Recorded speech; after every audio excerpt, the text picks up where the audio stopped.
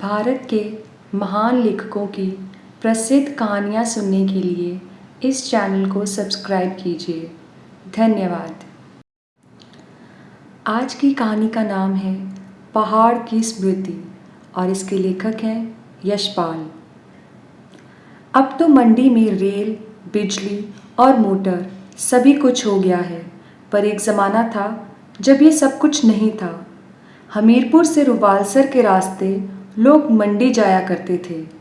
उस समय व्यापार या तो खच्चरों द्वारा होता या फिर आदमी की पीठ पर चलता था। उन दिनों में मंडी की राह कुल्लू गया था। मंडी नगर के रास्ते में एक अधेड़ उम्र की पहाड़न सड़क के किनारे खुबानियाँ बेच रही थी। पहाड़ी लोग अक्सर इस तरह कुछ फल लेकर सड़क के किनारे बैठ जाते हैं और रात चलतों के हाथ पैसे पैसे 2-2 पैसे का सौदा करते रहते हैं। खुबानियाँ बहुत बड़ी और बढ़िया थीं। मेरे समीप पहुँचते ही उस पहाड़िन ने बिगड़ी हुई पंजाबी में सवाल किया, क्या तुम लाहौर के रहने वाले हो? मेरी पोशाक देखकर ही शायद उसे यह ख्याल आया होगा कि मैं लाहौर का रहने वाला हो सकता हूँ। सोचा, क्या ये मुझे पहचानती है? मैंने उत्तर दिया, हाँ, मैं लाहौर का रहने वाला हूँ। उसकी आंखें खुशी से चमक उठीं। उसने पूछा, तुम परसराम को जानते हो? विस्मय से मैंने पूछा, परसराम? कौन परसराम? कुछ व्यग्र होकर उसने उत्तर दिया, परसराम ठेकेदार। मुझे समझ नहीं आया। मैंने फिर पूछा, कौन परसराम ठेकेदार? मैं जिस ओर से चलकर आ रहा था उसी ओर हाथ से संकेत कर कर उसने कहा, वो दोनों पुल उसने बनवाए थे। बात मेरी समझ में फिर भी नहीं आई। मैंने उत्तर दिया, मैं परसराम को नहीं जानता, होगा कोई, पर क्यों? उदास होकर उसने कहा, तुम लाहौर के रहने वाले हो और उसे नहीं पहचानते? वो भी लाहौर का रहने वाला है। पहाड़िन की अधीरता से कुछ द्रवित होकर मैंने पूछा, अच्छा, किस गली किस मोहल्ले का रहने वाला है वो? बहुत चिंतित भाव से एक हाथ गाल पर रखकर उसने धीरे कहा, गली मोहल्ला? गली मोहल्ला नहीं, वो लाहौर का रहने वाला है। तुम भी तो लाहौर के रहने वाले हो, फिर उसे पहचानते क्यों नहीं? उस औरत की नादानी पर मैं हंस नहीं सका। उसे समझाने की कोशिश की कि लाहौर बहुत बड़ा शहर है। अधिक नहीं तो 2-2.5 लाख आदमी लाहौर में रहते हैं। वहाँ एक एक मोहल्ले में इतने आदमी हैं कि एक दूसरे को नहीं पहचान सकते। मैं हीरा मंडी में रहता हूँ। यदि परसराम ठेकेदार मजंग में रहता हो तो वो मुझसे 3.5 मील दूर रहता है। हालांकि वो भी लाहौर में रहता है और मैं भी, पर हम लोगों के बीच दूसरे लाखों आदमी भी रहते हैं। बात औरत की समझ में नहीं आई। उसकी आंखों की प्रसन्नता काफूर हो गई। गाल पर हाथ रखकर धीमी आवाज में उसने कहा, वो लाहौर का रहने वाला है। लंबा है, गोरा है, प्यारी प्यारी आंखें हैं, तुमसे कुछ जवान है, भूरा सा कोट पहनता है, रेशमी साफा बांधता है और लाहौर का रहने वाला है। मैंने दुखित होकर उत्तर दिया, नहीं, मैं परसराम को नहीं जानता। उसकी टोकरी से खुबानियाँ चुन चुन कर मैं अपने रुमाल में रखने लगा। सहानुभूति के तौर पर मैंने पूछ लिया, तुम्हें उससे क्या काम है? गहरी सांस खींचकर उसने कहा, परसराम यहाँ पुल बनवाता था। 5 बरस हो गए तब वो यहाँ था। वो जाने लगा तो मैंने कहा, मत जा। उसने कहा, मैं बहुत जल्दी थोड़े ही दिन में लौट आऊँगा, पर वो आया ही नहीं। लाहौर तो बहुत दूर है ना?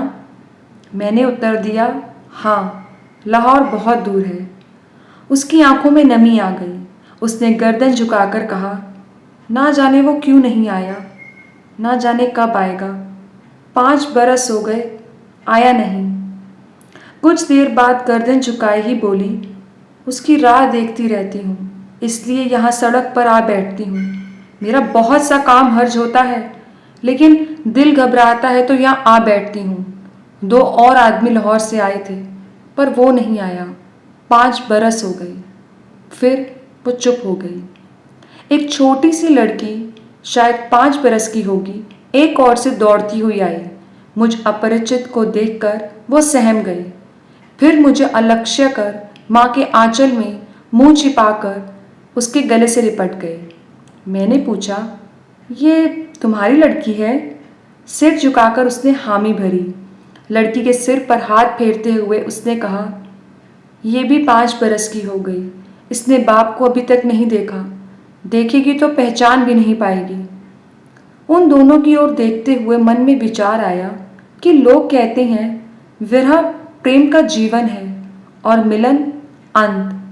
क्या वो अपने प्रेम का अंत कर देना चाहती है, या ये प्रेम सदा बना रहेगा? फिर ख्याल आया, ये स्त्री निर्लज है। क्या इसका प्रेम त्याग और तपस्या का उदाहरण नहीं है? मैंने पूछा, कितने पैसे हुए? वो बोली, नहीं पैसे क्या, तुम तो लाहौर के रहने वाले हो, तुमसे पैसे क्यों? और दोनों हाथों की अंजुली से जितनी खुबानियाँ मेरे रुमाल में आ सकती थीं उसने भर दी। मैं समझ गया कि औरत पैसे नहीं लेगी। उसकी वो उदास सूरत मन में चुभ सी रही थी। उठकर जाते भी क्रूरता अनुभव हो रही थी। एक अठन्नी निकालकर आत्मीयता के भाव से बच्चे के हाथ में देने चाहिए। औरत ने इनकार किया, परंतु मेरा भाव समझकर उसने अपनी बेटी को अनुमति दे दी। उन्हें छोड़ मैं बस्ती की एक धर्मशाला में जा टिका। कल्पना में वही सड़क के किनारे प्रतीक्षा में बैठी पहाड़िन दिखाई देती रही, मानो वही प्रतीक्षा में बैठ बैठकर वो अपनी शेष आयु व्यतीत कर देगी। सुबह धूप निकलने पर निकला। मेरे पैर उसी सड़क की ओर चल दिए। चट्टानों की आड़ में मोड़ घूमकर देखा, ये औरत अपने खेतों में निराई कर रही है। आने जाने वालों की आहट पा एक नज़र सड़क पर डाल लेती है। मालूम पड़ता था उसके व्यथा और श्रम से क्लांत शरीर को आशा की एक मंद लौ ने जीवित रखा है। ये मंद लौ परशुराम के लौट आने की आशा है। मुझे देखकर उसके चेहरे पर एक फीकी सी मुस्कुराहट फिर आई। हाथ की कुदाली एक तरफ डालकर वो बोली, क्या लाहौर लौट रहे हो? मैंने कहा, नहीं, बस ऐसे ही घूमने चला आया। मैं उसके खेतों में चला गया। मैंने पूछा, परशुराम यहाँ कितने दिन रहा था? पहाड़िन ने जवाब दिया, 8 महीने। कहता था जल्दी ही लौट आऊँगा, अभी तक नहीं आया। जाने कब आएगा। लड़की भी देखो इतनी बड़ी हो गई है। मैंने पूछा, तो तुम उसके साथ लाहौर क्यों नहीं चली गई? उसने गाल पर हाथ रखते हुए कहा, हाँ, मैं नहीं गई। परशुराम ने तो कहा था कि तू चल, पर मैं नहीं गई। देखो मैं कैसे जाती, यहाँ सब काम कैसे छोड़ जाती। ये सामने खुबानियों के पेड़ हैं, वो नाशपतियाँ हैं, 2 अखरोट हैं। मैं यहाँ से कहीं नहीं गई। एक दफ़ा जब मैं छोटी थी, मेरी मौसी मुझे गांव वहाँ नीचे ले गई थी। उसका घर बहुत दूर है, 10 कोस होगा। वहाँ बहुत वैसा वैसा सा है, ना ये पहाड़ हैं, ना ये व्यास नदी की आवाज़, ना ही ऐसे पेड़। रूखा रूखा मालूम होता है। मुझे वहाँ बुखार आ गया। तब मेरा फूफा पीठ पर लाद कर मुझे यहाँ लाया। यहाँ आते ही मैं ठीक हो गई। फिर मैं कभी कहीं नहीं गई। लाहौर तो बहुत दूर है, वहाँ शायद लोग बीमार हो जाते हैं। परशुराम के लिए मुझे बहुत डर लगता है। क्या जाने क्या हाल होगा।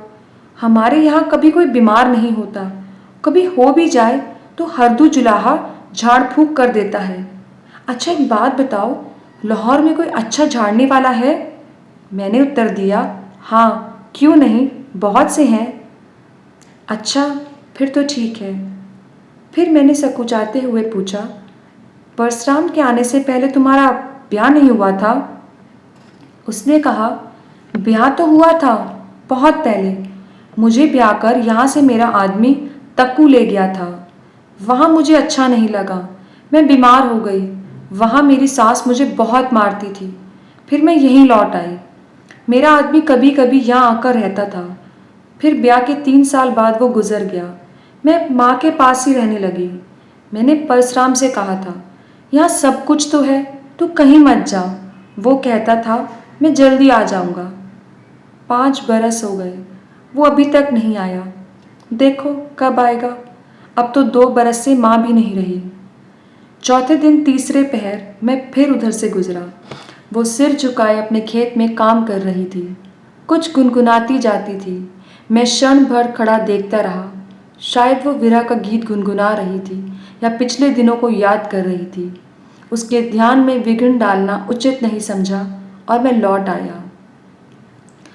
मंडी में मैं 1 सप्ताह भर ठहरा। कुल्लू के चलने से पहले मैं उसे फिर एक दफ़ा देखने के लिए गया। वो अपने खेत में अनमनी सी निराई कर रही थी। उसकी लड़की खेत से निकाली हुई घास को दौड़ दौड़ कर बाहर फेंक आती थी। मैंने कहा, मैं आज जा रहा हूँ। उसने उत्सुकता से पूछा, लाहौर जा रहे हो? मैंने कहा, हाँ, कुल्लू जा रहा हूँ, फिर वहाँ से लाहौर लौट जाऊँगा। बड़ी आजीज़ी से उसने कहा, परशुराम से मेरा संदेश ज़रूर कहना दिन भर सड़क ताका करती हूँ। मैं बड़ी इंतज़ार में हूँ। 5 बरस हो गए, अब ज़रूर लौट आए। तेरी लड़की तुझे पुकारती है, कहोगे ना? हाँ, ज़रूर कहूँगा। अपनी बेटी को प्यार कर कर बोली, देख, ये बाबू तेरे बाप के पास जा रहा है, बाबू को सलाम कर, बाबू तेरे बाप को भेज देंगे। मैं अच्छा कहकर लौट पड़ा। फिर उधर देख नहीं सका। ऐसा जान पड़ता था मेरी पीठ पर उसकी आंखें गड़ी जा रही हैं। मन में एक बेचैनी सी अनुभव हो रही थी, कह नहीं सकता। परशुराम के प्रति क्रोध था, पहाड़िन के प्रति करुणा, या परशुराम से ईर्ष्या। धन्यवाद।